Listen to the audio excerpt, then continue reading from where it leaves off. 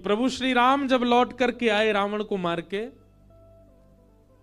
तो जनक जी महाराज ने एक पत्र लिखा और पत्र लिख करके राम जी से कहा कि हे जामाता जी, हे दामाद जी, 14 वर्ष बाद आप वन से आए हो।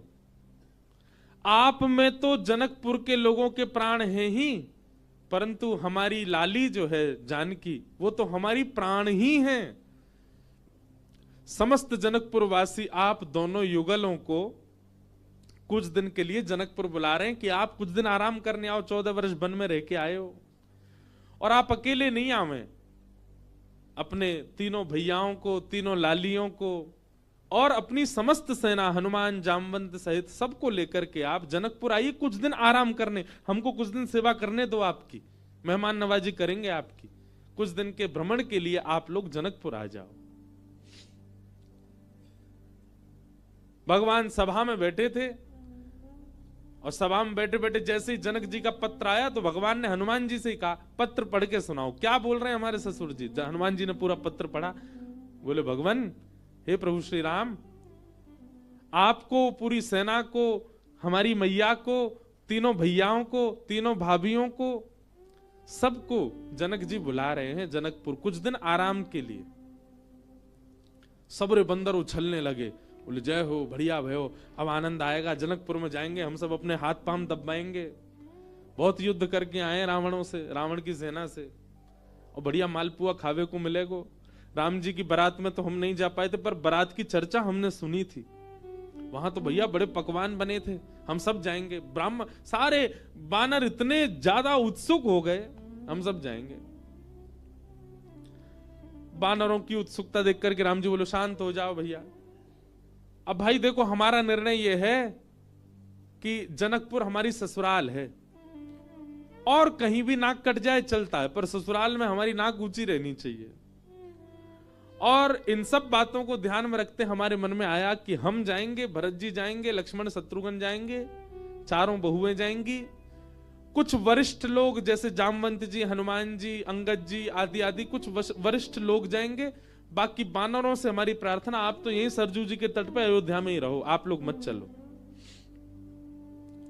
बानर सब उदास हो गए, बोले क्यों, हम क्यों नहीं चलें? बोले आप लोगों का स्वभाव ऐसा ही है, किसी से भी छीन के खा जाते हो, कहीं पर भी मलमूत्र त्याग देते हो, कहीं भी उछल कूद कर देते हो, डाले तोड़ देते हो, वन उजाड़ देते हो। और जनकपुर हमारी ससुराल है। हमारे सामने किसी ने कह दिया कि अरे देखो, वो वन पूरे बानरों ने उजाड़ दिया। बानर किसके? बोले राम जी के। तो हमको तो बहुत बुरा लगेगा, लेकिन आप लोगों का यही स्वभाव है, तो क्या करें? इसलिए आप लोग तो अयोध्या में, इसको कितना भी चलो उजाड़ो, ये रहेगा अपने ही लोग हैं, सुधार भी देंगे। अब वो तो ससुराल है, वहां तो संकोच हो जाएगा हमको। बानर सब नीचे मुंह करके बैठ गए। राम जी तो अपनी घोषणा करके चले गए। जामवंत जी, हनुमान जी बोले, भाई सब लोग उदास क्यों हो गए? बोले, जब रावण से मरवाना था तो हमको ले गए, और जहां रसगुल्ला मिलेंगे, मालपुआ मिलेंगे, फल मिलेंगे, मेवा मिलेंगे, सेवा मिलेगी, वहां हमको छोड़ के जा रहे हैं। हाँ, यही बात है। जहां ये था कि मृत्यु सामने, वहां बानर आगे, और जहां मालपुआ आगे, वहां बानर नहीं छोड़ जा रहे हैं। जामवंत जी ने हनुमान जी से कहा, हनुमान जी आप जाके निवेदन करो। बोले देखो, हम तो कुछ नहीं कहेंगे, हमारे स्वामी हैं, उनकी आज्ञा हमारे लिए सर्वोपरि है। आप बड़े हो, सीनियर हो, आप ही बात करो। जामवंत जी गए और राम जी से कहा, देखो सब बानर बहुत उदास हो गए, आप ऐसे मत करो, मैं जिम्मेवारी लेता हूं, एक पत्ता भी जनकपुर का टूटेगा नहीं किसी वृक्ष का। ले देखो, आ गए ऊपर से। इनकी काम की बात चली, सुनवे आए। बोले आपके ससुराल में एक चीज भी यहां से वहां नहीं होगी, हमारी गारंटी। राम जी बोले, भैया 100, 200, 300 बंदर नहीं है, करोड़ों बंदर हैं, किस किस को संभालोगे? बोले हमारी जिम्मेवारी। मैं वचन देता हूं, आपकी ससुराल में एक बात भी ऐसी नहीं होगी जिससे आपको संकोच अनुभव हो। अच्छा देखो, राम जी को संकोच की कोई चिंता नहीं है, तो लीला कर रहे थे राम जी। आनंद कर रहे थे। जामवंत जी बोले सब बानरों की जिम्मेवारी मैं लेता हूं। राम जी बोले देख लो, फिर हम कुछ बात होगी हम तुमसे ही कहेंगे। जामवंत जी बोले आप कह लेना हमसे, बस जिम्मेवारी हमारी। ठीक है। जामवंत जी बाहर आए, बाहर आकर के सब बानरों से बोले हाँ भैया सुनो, राजी हो गए राम जी आप सबको ले जाने के। बंदर तो छलन लगे, जय हो राजा रामचंद्र भगवान की जय हो, हमारे जामवंत जी की जय हो, अब तो जाएंगे खूब आनंद करेंगे। बोले लेकिन सावधान, मैंने जिम्मेवारी ली है, एक पत्ता भी नहीं टूटना चाहिए जनकपुर के किसी वृक्ष का। बानर बोले बिल्कुल नहीं टूटेगा, आप तो बिल्कुल आज्ञा करो कैसे चलना है। बोले सब मुझे देखो, जो मैं करूं वही करना है, जब मैं बोलूं तब बोलना है, जब मैं शांत रहूं तब, यहां तक कि श्वास भी मेरे संगी लेनी है सबको। मैं जब छोड़ूं तब छोड़नी, तब लेनी तब लेनी, मैं जब मुड़ूं तब मुड़ना, मैं जब देखूं तब देखना, मैं जब सोऊं तब सोना, मैं जब खांसूं तो खांसना। बानर बोले ठीक है। राम जी बोले एक बार हमको डेमो दिखाओ। जामवंत जी खड़े हो गए, करोड़ों बंदर खड़े सामने। जामवंत जी ने अपना उल्टा हाथ उठाया, सारे बानरों ने अपना उल्टा हाथ उठाया।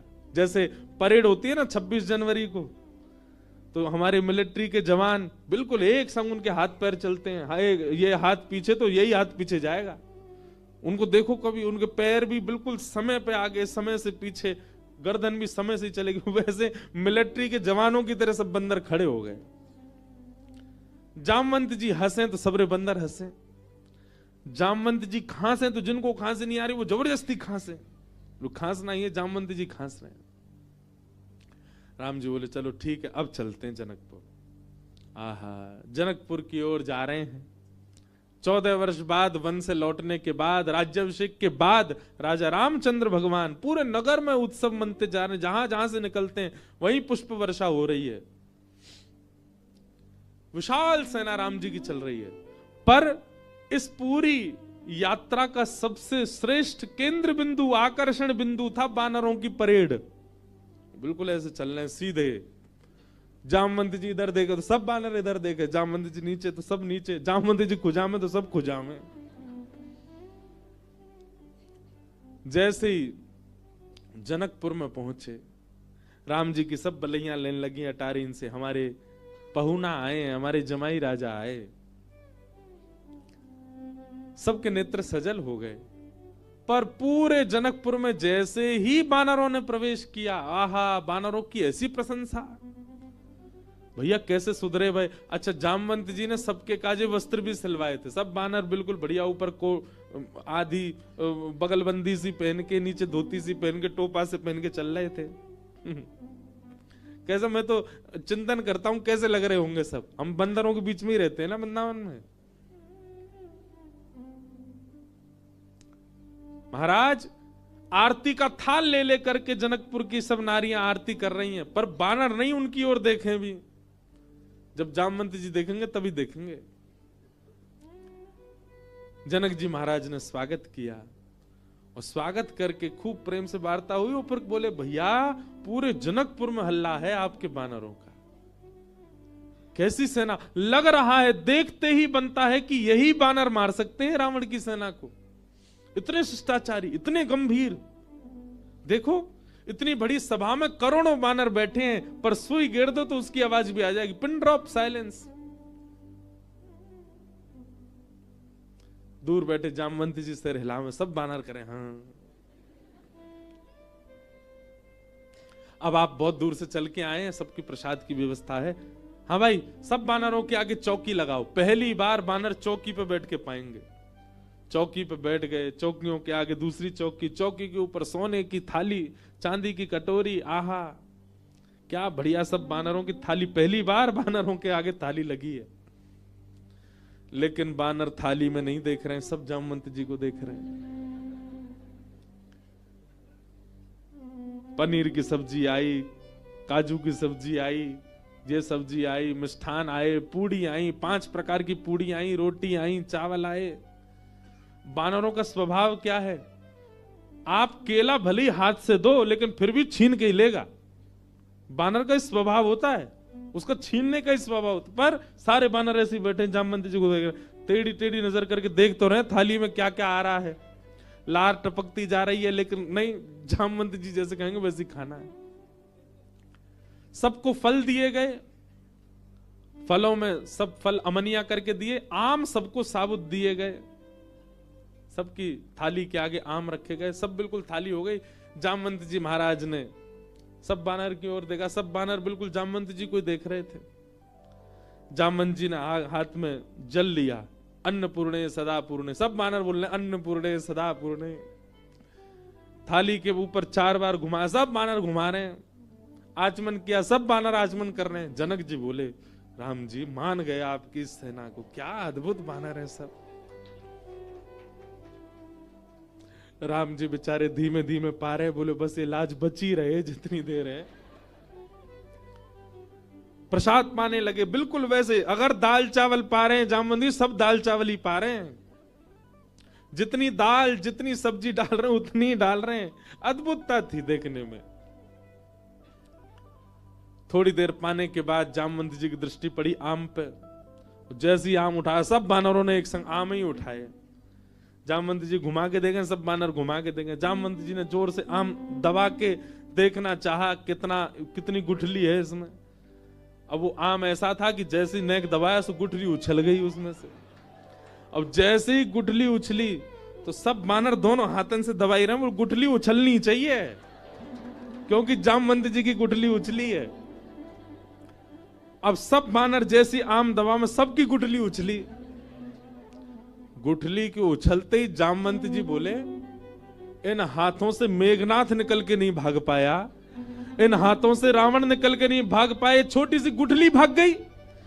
और जामवंत जी जैसे ही उछले गुठली पकड़ने को, बानर बोले हमें भी ऐसे ही पकड़नी है, और एक दूसरे के ऊपर झपट्टा मारे। महाराज या पकड़, कहीं कड़ी उछाल रहे हैं, कहीं दाल उछाल रहे हैं, पूरी उछाल रहे हैं। जनकपुर की पूरी सभा जो कि स्वर्ण मंडित थी, जो कि चांदी से मंडित थी, आज वो खीर मंडित हो गई। सब जगह कड़ी खीर उछाल उछाल करके पूरी सभा का लेपन कर दिया। राम जी नीचे नजर करके बैठे। अब तो बानरों को खुली छूट मिल गई, एक दूसरे की थाली में से ले लेके भागे। 2-4 बानर तो जनक जी की थाली उठा के भाग गए। जनक जी देखते रहे और देखते ही देखते जनक जी की दृष्टि पड़ी राम जी को। राम जी बड़े संकोच। जनक जी समझ गए ये तो भैया पूरा प्री प्लान्ड था कि सीधे सीधे चलना है, सीधे सीधे खाना है। नहीं, बानर अपना स्वभाव कैसे छोड़े।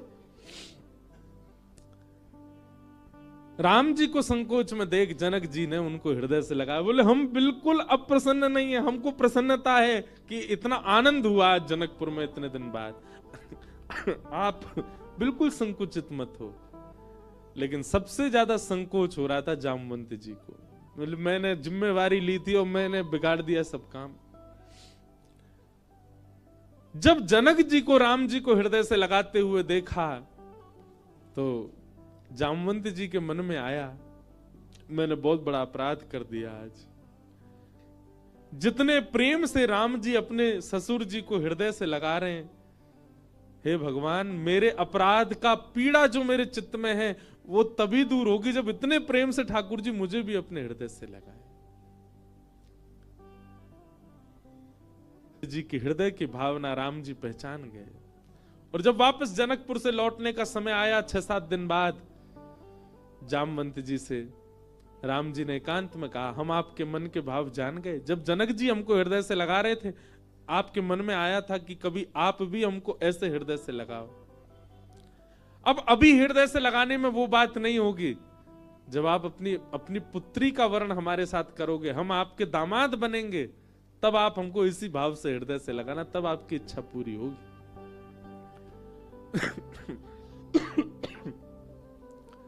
जामवंत जी को 1 युग तक प्रतीक्षा करनी पड़ी और 1 युग बाद आज वही राम जी जब कृष्ण बनकर के आए, जामवंत जी ने अपनी पुत्री जामवती का विवाह भगवान के साथ किया। बोलो जामवती रमण भगवान की। ऐसे हमारे ठाकुर जी हैं। तीसरा विवाह भगवान का सत्यभामा के साथ में हुआ।